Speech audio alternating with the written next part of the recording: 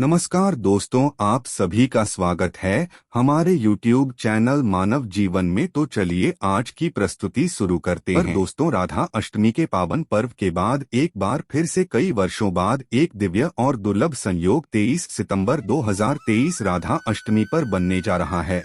और यदि आप भी आपके घर की सुख शांति, संतान की कमी और धन की कमी या कर्ज से परेशान हैं या आपका भाग्य आपका साथ नहीं दे रहा है, तो दोस्तों 23 सितंबर 2023 राधा अष्टमी पर ये 6 चमत्कारी और असरदार उपाय आप जरूर करें और आप देखेंगे कि कुछ ही दिनों में आपकी सभी समस्याओं का हल संपूर्ण रूप से हो जाएगा। दोस्तों, कई हजार वर्षों बाद 23 सितंबर 2023 को बहुत ही दुर्लभ और दिव्य संयोग बनने जा रहा है, क्योंकि इस दिन राधा अष्टमी के पावन पर्व के साथ साथ कृष्ण योग, अमृत सिद्धि योग और साथ ही धनलक्ष्मी जैसे कई योग बन रहे हैं। और इस दिन भगवान श्री कृष्ण और राधा रानी सबसे अधिक प्रसन्न होने वाले हैं। इसलिए दोस्तों, अगर आप भी भगवान कृष्ण और राधा रानी से इस दिन जो भी सच्चे दिल से मांगेंगे वो मनोकामना आपकी जरूर पूरी होगी। और इस दिन ये 6 उपाय करने से आपकी किस्मत चमक उठेगी। आखिर कौन से हैं हो पाए जो आपको सभी कष्टों से मुक्त कर देंगे, आज की इस वीडियो में हम आपको विस्तार से बताएंगे। इसलिए दोस्तों, वीडियो को आखिर तक जरूर देखें। और दोस्तों, अगर आप भी अपने जीवन में भगवान श्री कृष्ण और राधा रानी की कृपा पाना चाहते हैं तो इस वीडियो को लाइक करके कमेंट में जय श्री कृष्ण राधे राधे लिखना ना भूलें। दोस्तों, हिंदू धर्म में भाद्रपद मास के शुक्ल पक्ष की अष्टमी की तिथि का बहुत ज्यादा धार्मिक महत्व माना गया है, क्योंकि इस दिन भगवान श्री कृष्ण जी की प्रिय राधा रानी की जन्मोत्सव मनाया जाता है। राधा रानी की पूजा और व्रत से जुड़ा यह पर्व श्री कृष्ण जन्मोत्सव से ठीक 15 दिन बाद पड़ता है। इस साल यह व्रत 23 सितंबर 2023 शनिवार के दिन मनाया जाएगा। दोस्तों, हिंदू मान्यता के अनुसार भगवान श्री कृष्ण जी की पूजा और उनके लिए राधा अष्टमी पर रखा जाने वाला यह व्रत राधाष्टमी की पूजा के बगैर अधूरा माना जाता है। दोस्तों, भाद्रपद शुक्ल राधा अष्टमी 22 सितंबर को दोपहर 1:35 से प्रारंभ होगी और अगले दिन 23 सितंबर को दोपहर 12:17 पर समाप्त होगी। उद्या तिथि के चलते राधा अष्टमी का पर्व 23 सितंबर दिन शनिवार को मनाया जाएगा। इस दिन राधा जी की पूजा का शुभ मुहूर्त सुबह 11 बजे से दोपहर 1:30 बजे तक रहेगा। आइए अब जानते हैं राधा अष्टमी की पूजा की संपूर्ण विधि, जिसके बिना इस दिन की गई पूजा और व्रत अधूरे माने जाते हैं।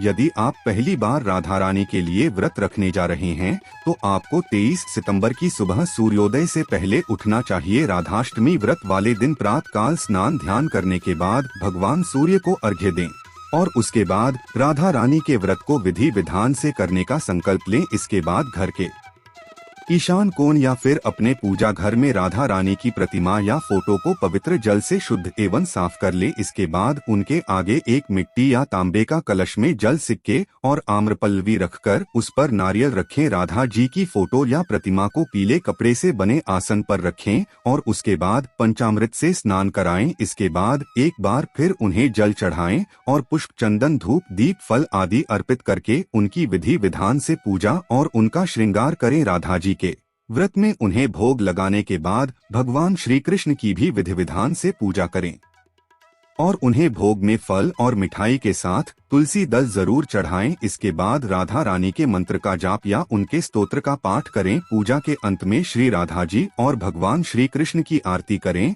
और सभी को प्रसाद बांटें और स्वयं भी ग्रहण करें। सनातन परंपरा में राधा जी की पूजा एवं व्रत का बहुत ज्यादा महत्व माना गया है। हिंदू मान्यता के अनुसार यदि कोई भाद्रपद मास के शुक्ल पक्ष की अष्टमी वाले दिन उनका व्रत रखता है तो उसके जीवन के सभी पाप दूर हो जाते हैं और उसे अक्षय पुण्य की प्राप्ति होती है।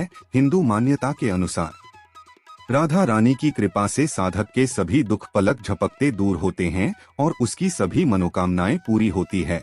और आज हम आपको 8 ऐसी वस्तुओं के बारे में बताने जा रहे हैं जो भगवान कृष्ण को अति प्रिय है।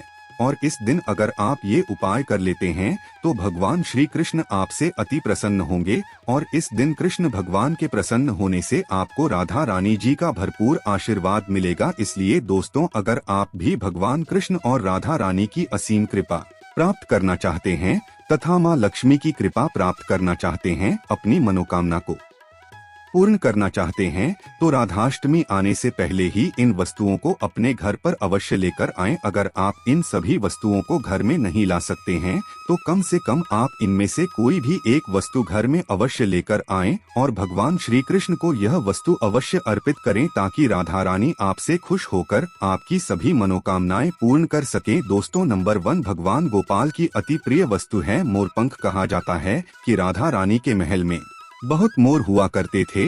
जब वो भगवान श्री कृष्ण की बांसुरी की धुन पर नृत्य करते थे तो उनके साथ में मोर भी नाच करते थे। एक दिन किसी मोर का पंख जमीन पर गिर गया, जिसे तुरंत उठाकर भगवान श्री कृष्ण ने अपने मस्तक पर सजा लिया। भगवान कृष्ण जी के मस्तक पर सजा मोर पंख राधा रानी के प्रेम की निशानी मानी जाती है। इसीलिए भगवान गोपाल के जन्मोत्सव की पूजा में मोर पंखों से उनकी हवा किए जाने का चलन है।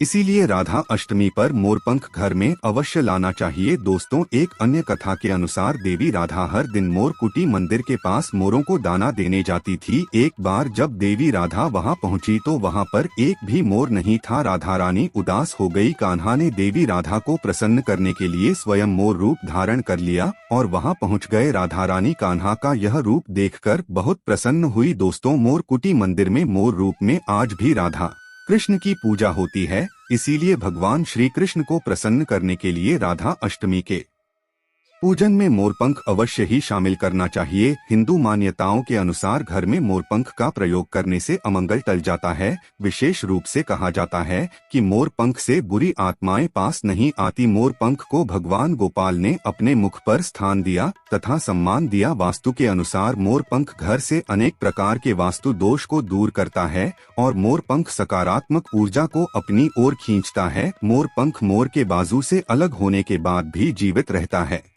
तभी तो इसका सकारात्मक असर अपना काम तेजी से करता है। दोस्तों, दूसरी चीज है गौ।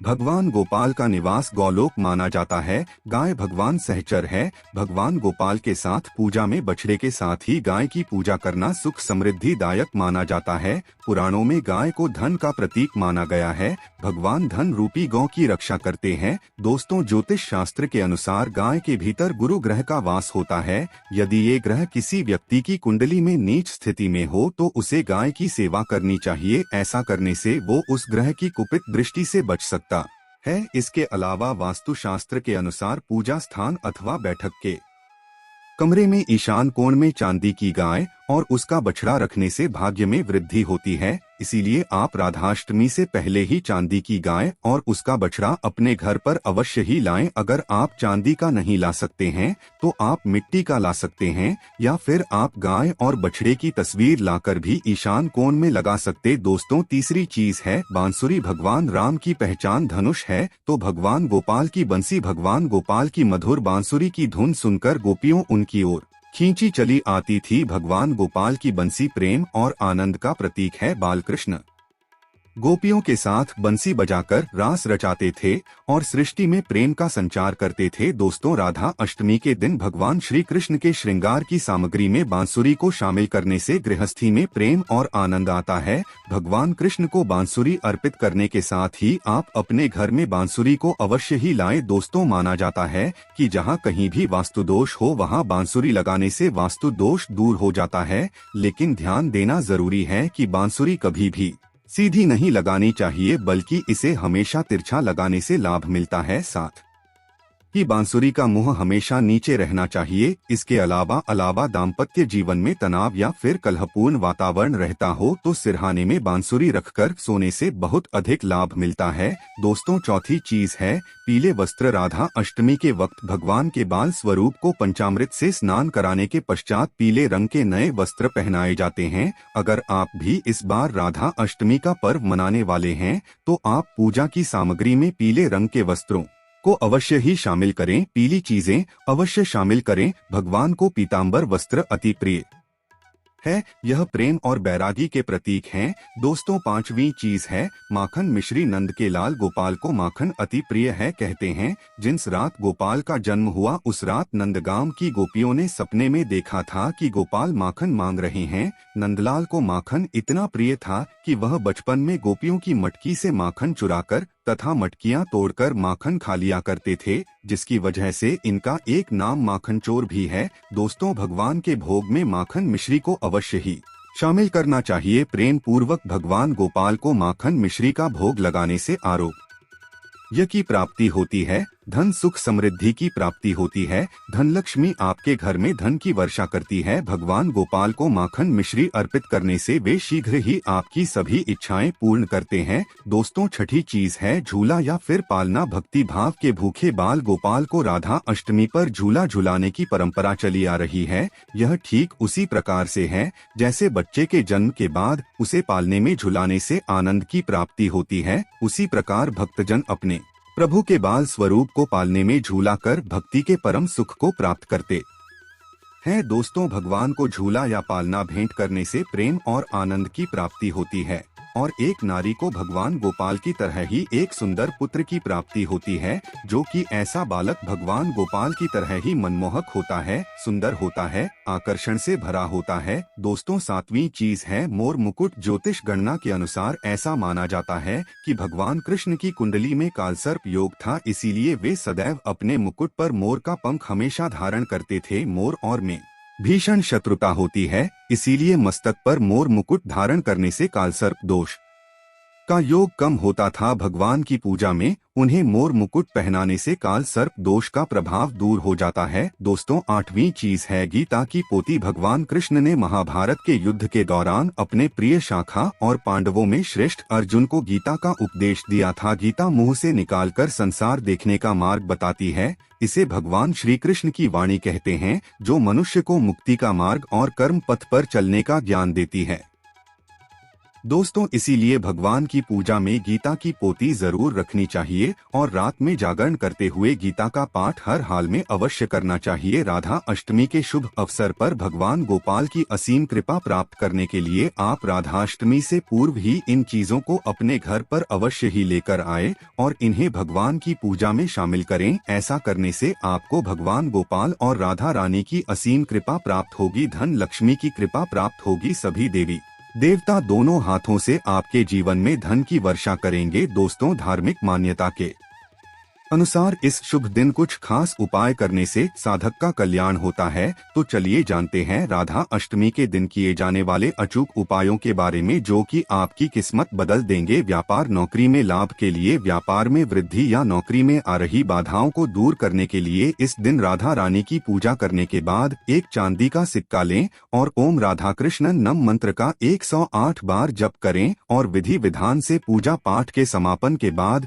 ये सिक्का किसी लाल कपड़े में बांधकर अपनी तिजोरी यानी जहां पर भी आप पैसे रुपए और सोना चांदी रखते हैं वहां रखते। ऐसा करने से मां लक्ष्मी की कृपा आप पर सदैव बनी रहेंगी। मान सम्मान के लिए शास्त्रों के अनुसार इस दिन राधा रानी की पूजा करते समय अष्टमुखी दीपक का इस्तेमाल करना चाहिए। मान्यता है कि इस दिन अष्टमुखी दीपक में इत्र डालकर प्रज्वलित करने से समाज में मान सम्मान बढ़ता है और सुख समृद्धि की प्राप्ति होती है। इसके साथ ही आपके घर में मां लक्ष्मी का वास होता है। प्रेम संबंधों के लिए राधा अष्टमी के दिन पूजा करते समय भगवान श्री कृष्ण और राधा रानी की प्रतिमा के सामने कपूर रखें। पूजा के बाद इस कपूर को एक मिट्टी के दिए में रखकर बेडरूम में जलाएं और इसका धूप दिखाएं। इससे घर से नकारात्मक ऊर्जा दूर होती है और सकारात्मक ऊर्जा का संचार होता है। इसके फलस्वरूप पति पत्नी में प्रेम बढ़ता है और अखंड सौभाग्य की प्राप्ति होती है। मनपसंद जीवन साथी पाने के लिए, मनचाहा जीवन साथी पाने के लिए इस दिन भगवान श्री कृष्ण को हल्दी और चंदन का तिलक लगाना चाहिए और राधा रानी को कुमकुम का तिलक अर्पित करना चाहिए। वहीं प्रेम में सफलता पाने की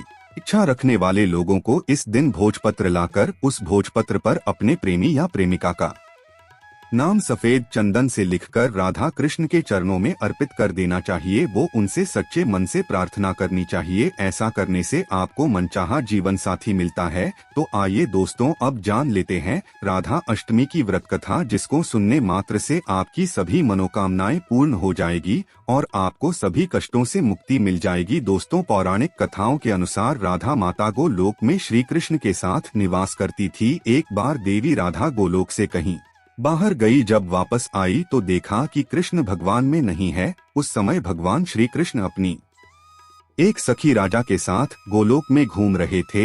यह बात जब राधा जी को मालूम हुई तो उन्हें गुस्सा आया और वो सीधे उनके के पास पहुंची गई। वहां पहुंचकर उन्होंने भगवान श्री कृष्ण को काफी भला बुरा कहा। राधा जी का यह व्यवहार भगवान श्री कृष्ण के मित्र श्री दामा को बुरा लगा और उन्होंने राधा को पृथ्वी पर जन्म लेने का श्राप दे दिया। राधा रानी को इतने गुस्से में देखकर कृष्ण भगवान की सखी राजा भी वहां से चली गई। इस श्राप के बाद राधा ने बदले में श्री दामा को श्राप देते हुए राक्षस कुल में जन्म लेने का श्राप दे दिया। राधा रानी के द्वारा दिए गए श्राप कारण ही श्रीदामा का जन्म शंखचूर दानव के रूप में हुआ था। दानव में जन्म लेने के बाद भी भगवान विष्णु का अनन्य भक्त बना। वहीं दूसरी ओर राधा रानी ने भी पृथ्वी पर वृषभानु के घर पुत्री के रूप में जन्म लिया, लेकिन राधा रानी वृषभानु जी की पत्नी देवी कीर्ति के गर्भ से नहीं जन्मी थी। दरअसल जिस समय श्रीदामा और राधा रानी ने एक दूसरे को श्राप दिया, तब भगवान श्री कृष्ण ने राधा रानी से कहा कि आपको पृथ्वी पर देवी कीर्ति और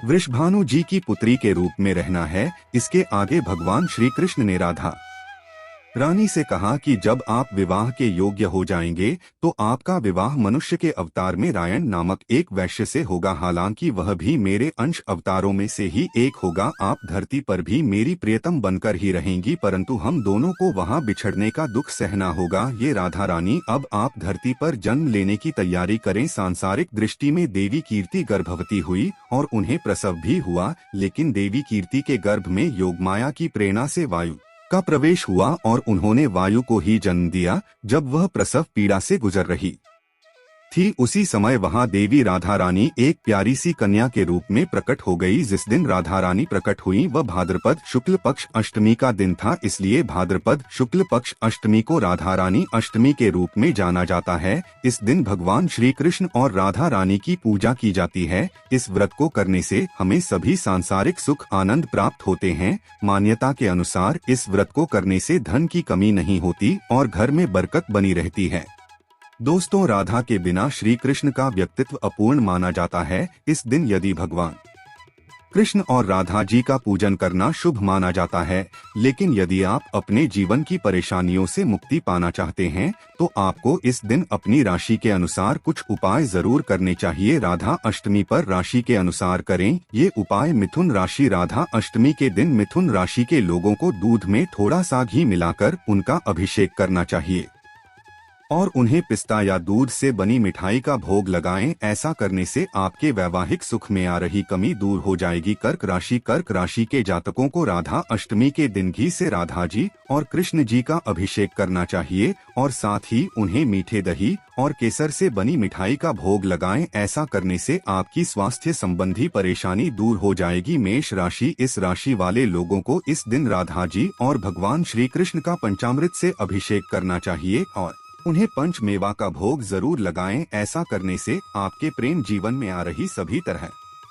की प्रॉब्लम्स दूर हो जाएगी। वृषभ राशि, वृषभ राशि के लोगों को राधा अष्टमी के दिन राधा जी और कृष्ण जी का दूध से अभिषेक करके उन्हें माखन मिश्री का भोग लगाना चाहिए। ऐसा करने से आपका मानसिक तनाव दूर होगा। सिंह राशि, आपको राधा अष्टमी के दिन भगवान श्री कृष्ण और राधा जी का गंगा जल में शहद मिलाकर अभिषेक करना चाहिए और उन्हें गुलाब जामुन का भोग लगाएं। ऐसा करने से आपकी आर्थिक स्थिति में सुधार होगा। कन्या राशि, राधा अष्टमी के दिन भगवान श्री कृष्ण और राधा जी का दूध में तुलसी के पत्ते डालकर अभिषेक करें और उन्हें पंच मेवा का भोग लगाएं। ऐसा करने से आपको व्यापार में लाभ की प्राप्ति हो जाएगी। तुला राशि, तुला राशि के जातकों को राधा अष्टमी के दिन पंचामृत से राधा जी और कृष्ण जी का अभिषेक करना चाहिए और उन्हें पंजीरी का भोग लगाना चाहिए। ऐसा करने से आपके ऐश्वर्य में वृद्धि हो जाएगी। वृश्चिक राशि, इस राशि के जातकों को राधा अष्टमी के दिन गंगाजल से राधा कृष्ण का अभिषेक करें और उन्हें दूध और खोए से बनी मिठाई का भोग लगाएं। ऐसा करने से आपकी सुख और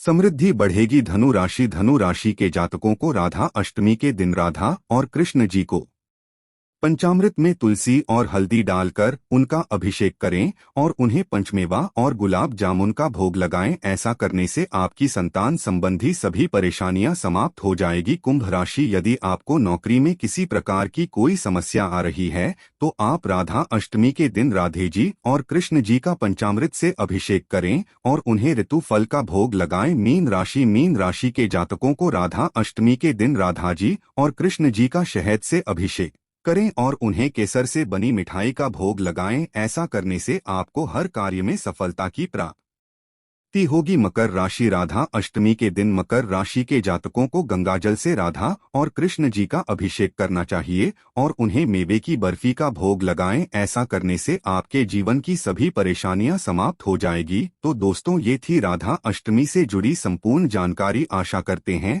आपको पसंद आई होगी। दोस्तों, अगर आप भी अपने जीवन में भगवान श्री कृष्ण और राधा रानी की कृपा पाना चाहते हैं तो इस वीडियो में दी गई जानकारी अगर अच्छी लगी हो तो प्लीज हमारे चैनल मानव जीवन को सब्सक्राइब करें, लाइक करें। धन्यवाद।